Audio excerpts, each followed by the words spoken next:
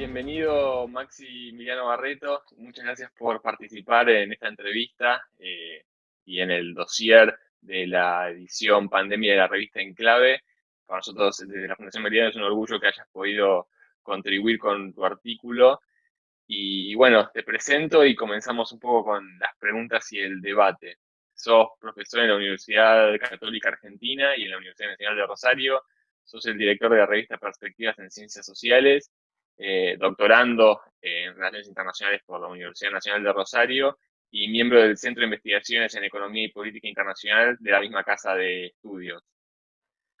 Así, Eh, bueno, y no sé si me faltó algo no, Ezequiel, en la presentación. quería agradecer a vos y a través de tu persona, bueno, a todos quienes hacen la revista Enclave y por supuesto a la Fundación Meridiano por esta invitación que la verdad que me halaga. Para nosotros es un placer que hayas podido participar, realmente un verdadero placer y honor. Y tu artículo además fue muy interesante por la forma en que relacionas el tema de la pandemia con un concepto tan tratado y tan abordado por las relaciones internacionales, pero siempre a partir de un determinado enfoque. Es interesante cómo te corres de ese enfoque tal vez característico que analiza este concepto, que es el concepto de poder en el Estado, y le das una vuelta de tuerca para poder ver quizás las otras caras de este poder estatal. En este sentido, si nos querés contar un poco esta conceptualización que haces y esta vuelta de tuerca que le das al concepto de poder. Bien, bueno, justamente como vos decís, esta especie de vuelta de tuerca o de divisar otras caras del poder, lo comencé a pensar hacia el mes de abril cuando la pandemia comenzó a llegar a los países centrales. El caso que podemos pensar es el de Francia o el de Inglaterra, donde, bueno, son países que siempre nosotros en nuestra mente tenemos la idea de que tienen stock de poder duro, que son altos, y que en este momento se veían ineficientes. Ineficientes en el sentido de que la vida de los ciudadanos estaba igualmente en riesgo y que, bueno, se encontraban de alguna manera u otra neutralizados. Entonces yo decía, ¿qué diferencia hay entre ciudadanos, habitantes de un país que mueren en un conflicto interestatal clásico a personas que mueren en una situación de pandemia, digamos? Hay una relación entre lo que es la pandemia y la soberanía.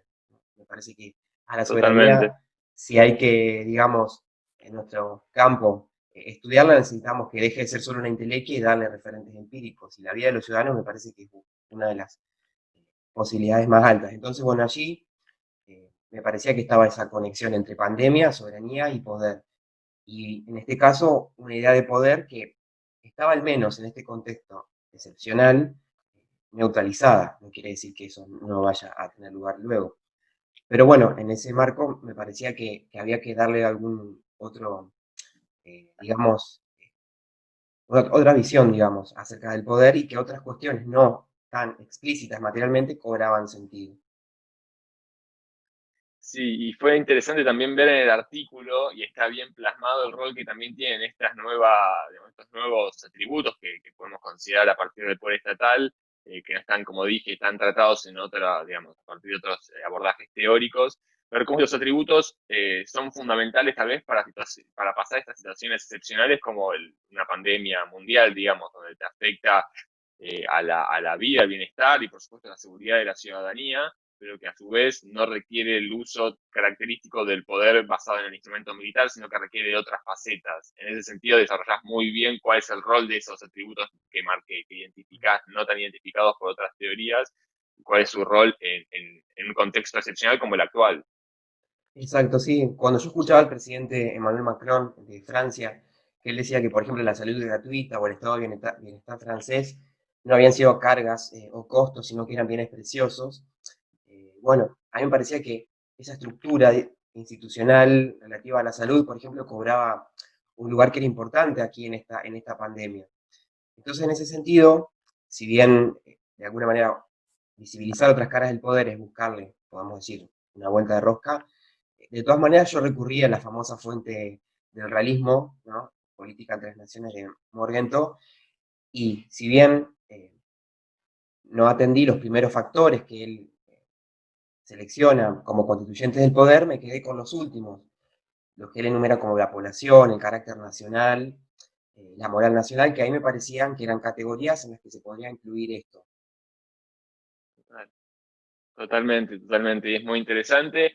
Y bueno, y ver también cómo esos pilares, en definitiva, digamos, esta vuelta al autor clásico, pero es digamos, una faceta de Morgenthau que tal vez muchos, digamos, no le prestan atención, los factores inmateriales del poder, los atributos inmateriales del poder, ver cómo son fundamentales también para sostener el poder que digamos, la mayoría considera como el poder duro, ¿no? De la capacidad más dura material, que tiene que ver con el instrumento militar, quizás la capacidad de producir industrialmente y esas cuestiones. En ese sentido es interesante cómo, por ejemplo, y está bien marcado en el artículo que escribiste para el dossier, como el carácter nacional, la capacidad de la sociedad de organizarse, de estar dispuesta a pasar, digamos, y a unirse y repartir costos en una pandemia para poder salir adelante con la menor cantidad de muertos posibles. De hecho, también, más allá del carácter nacional, podemos tener la calidad del gobierno, que también refiere a capaz ver lo que está pasando en el escenario mundial y anticiparse a una decisión de tomar la cuarentena para evitar costos futuros, después de poder gestionar con la oposición internamente cómo digamos, seguir gestionando la pandemia a medida que pasan los meses y a medida que van evolucionando todos los niveles de contagio. Bueno, esas cuestiones fundamentales y después haces una referencia también muy, muy buena que es a la importancia también del sistema de salud. Y acá digo, digamos, cómo es, digamos, estos factores que tal vez no son tan tomados en cuenta por ciertos enfoques, son constitutivos también del poder material. Por ejemplo, un sistema de salud, digamos, público y también privado y la coordinación entre ambos fuerte, también es necesario para situaciones excepcionales que tienen que ver con una amenaza estatal externa, digamos, que es uno de los focos principales que tiene que resolver el instrumento militar, en definitiva, marcado por la Ley de Defensa de 1988 en Argentina. Entonces, cómo, digamos, estas cuestiones subsidiarias que no se consideran tanto como un sistema sanitario público de calidad son fundamentales tanto para las situaciones actuales excepcionales, que no tienen que ver con una amenaza externa estatal, y después para dar apoyo sí al instrumento militar para que pueda actuar en caso de que una situación de tal estilo ocurra. Exacto, sí. La pandemia me parecía una oportunidad para, por ahí no pensar tan negativamente cuando pensamos en nuestro país, que si pensamos en términos de recursos clásicos de poder, bueno, siempre quedamos con Total, una sensación amarga. Pero bueno, en este contexto me parecía que Argentina tenía como grandes posibilidades, ¿no? El carácter nacional que me parece humildemente que se cristaliza en ese modelo, como bien decías vos, de salud pública y gratuita, así también de educación pública y gratuita, ¿no? Pensemos en nuestras universidades nacionales o en el conjunto de instituciones que forman el llamado Instituto Malbrán, que bueno, así como en tiempos eh, normales, podemos decir, tienen su acción positiva en la sociedad en tiempos excepcionales y en esto, en concordancia con lo que Morgenthau dice en ese texto, bueno, eso positivo de tiempos normales se proyecta positivamente también en tiempos de excepción. totalmente, totalmente.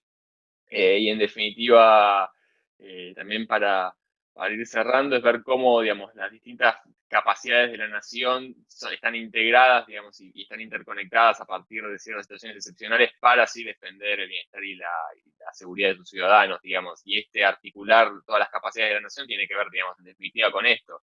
Tanto las Fuerzas Armadas actuando en el plano interno a partir del apoyo a la población y a la comunidad en una situación de excepcional y de desastre como es la que ocasiona la pandemia, y por otro lado el sistema sanitario fuerte y financiado, digamos, que actúe y proteja y cuide a la gente que se va enfermando, al sistema de investigación, al sistema científico-tecnológico que investigue para la cura. Bueno, en definitiva es también el ejemplo. Este ilustra, me parece, y tu artículo ilustra cómo también pueden estar integradas las fuerzas de la nación en pos digamos, de la defensa y el bienestar de su ciudadanía, que es lo más importante. Sí, exactamente.